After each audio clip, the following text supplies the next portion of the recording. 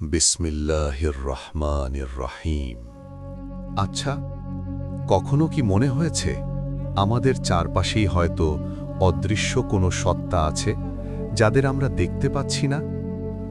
ইসলাম কি বলে এই রহস্যময় বিষয়টি সম্পর্কে?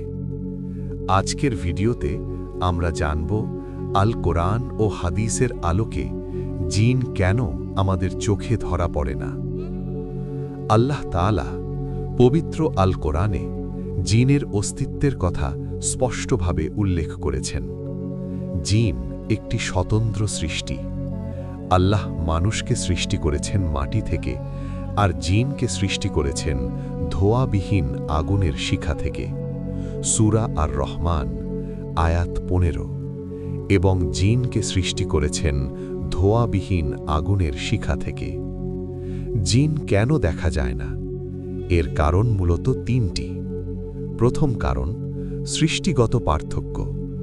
মানুষ ও জিন দুটি সম্পূর্ণ আলাদা ধরনের সৃষ্টি।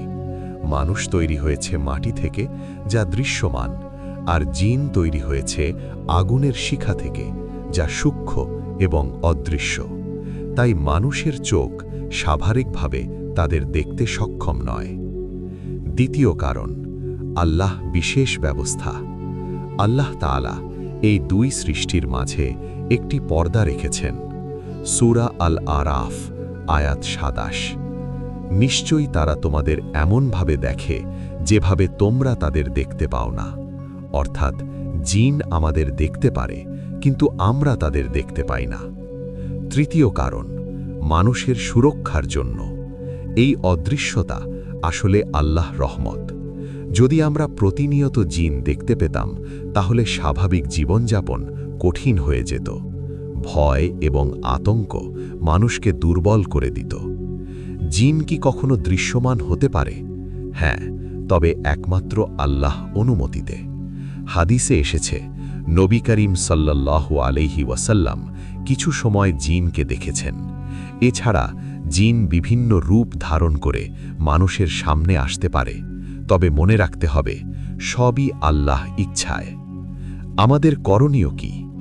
জিন নিয়ে অতিরিক্ত ভয় পাওয়া উচিত নয়, বরং আমাদের করণীয় সকাল সন্ধ্যার মসনুন দোয়া পড়া, ঘুমানোর আগে আয়াতুল কুরসি পড়া, সূরা ফালাক ও সূরা নাস পড়া এবং আল্লাহ ওপর ভরসা রাখা।